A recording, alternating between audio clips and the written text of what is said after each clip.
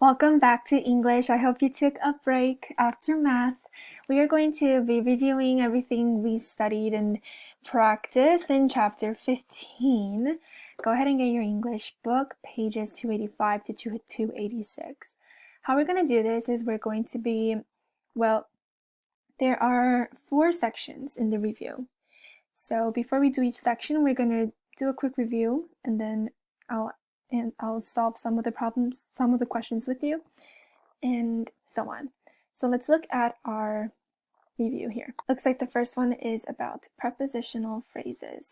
Place parentheses around each prepositional phrase. So let's review that first. So as a reminder, prepositional phrase begins with a preposition, ends with the object of the preposition, and includes all the words between them. So the key words are the preposition and the object. So these are the common prepositions that we worked with.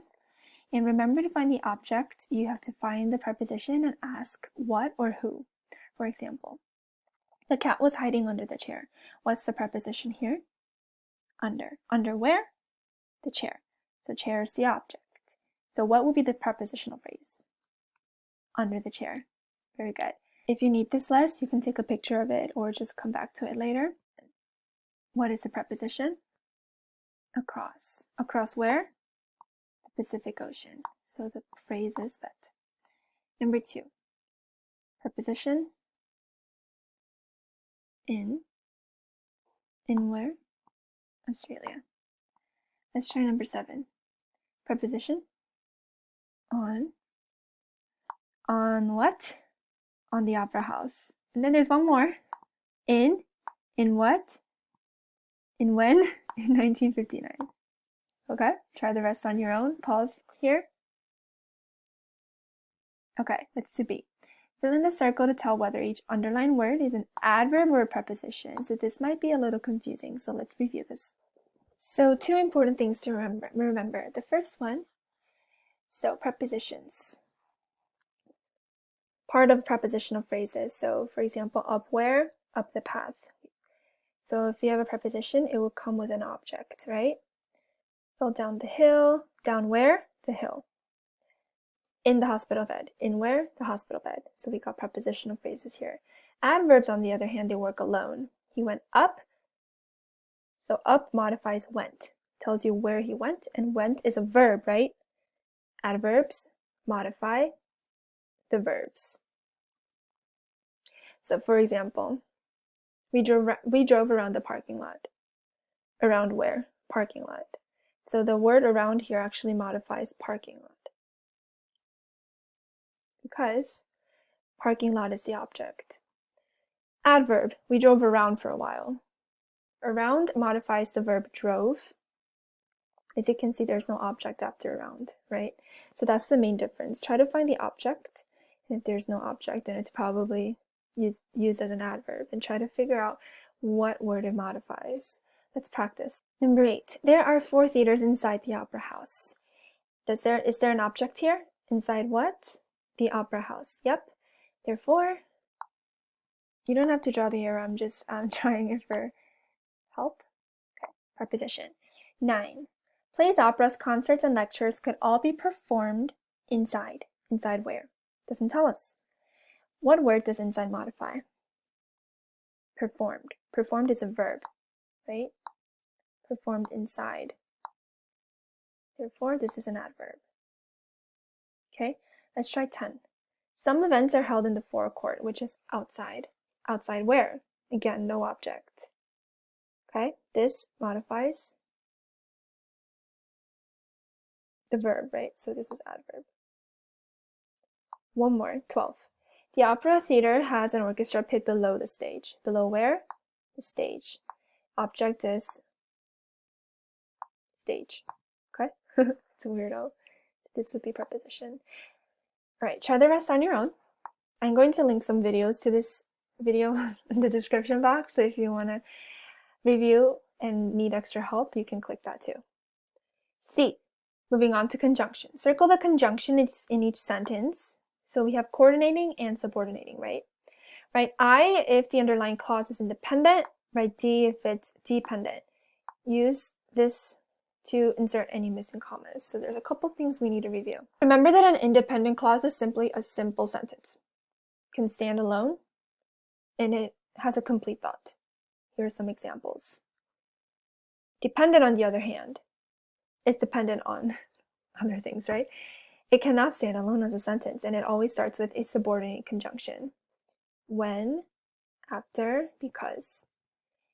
These are not complete, so if you say like when I sing, you automatically wonder, so what? When I sing what, right?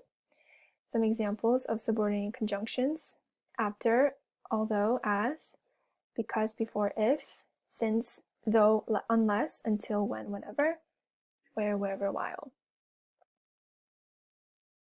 So we have coordinating conjunctions that we talked about last chapter: fanboys, for, and, nor, but, or, yet, so. These are with the independent clauses, and then with dependent clause, you have the subordinating conjunctions. With that in mind, let's circle the conjunctions as well, okay? Number 16, the playhouse produces good plays, but only small plays can be performed there. Conjunction, we got coordinating. Which one is it? But, very good. Only small plays can be performed there. Does this start with a subordinating conjunction, guys? No. Only small plays can be performed there. Is that a complete thought? Yes. So this is independent. Making this a what kind of sentence?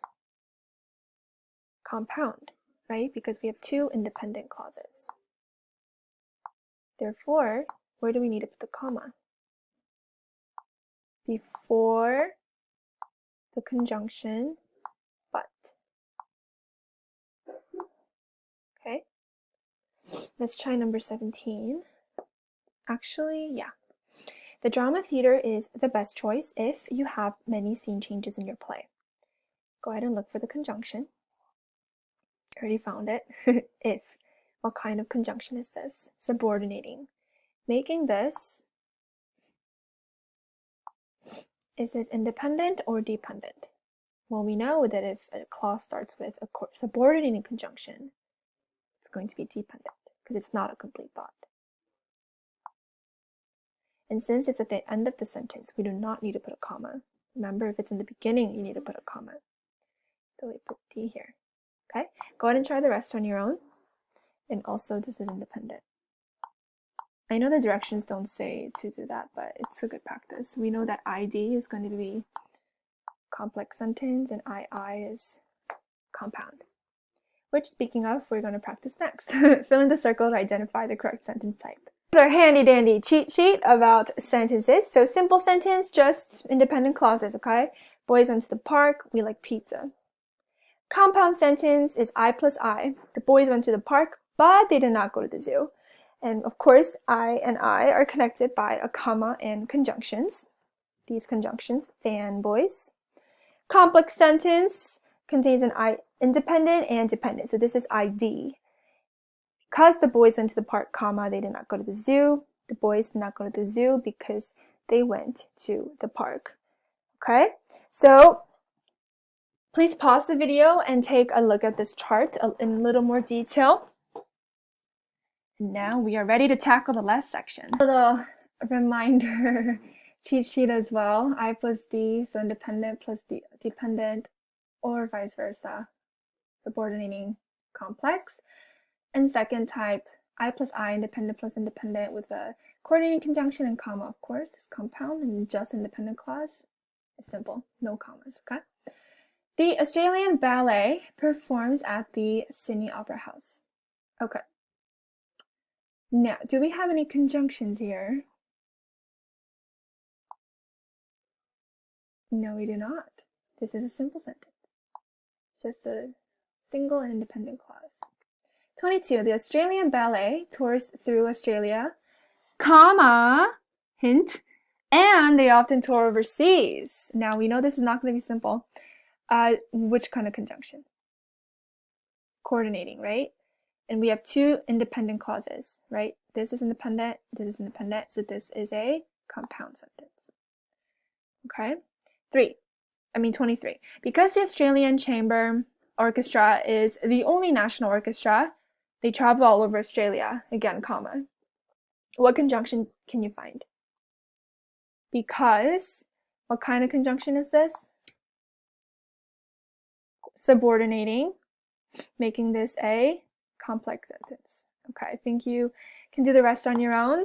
Great job as always. I'm so proud of you. Great. I mean, it's seriously not easy doing online school at home, I know, but you guys are doing great. I love seeing your faces in Zoom, and I will talk to you very soon. Let me know if you need help. Bye.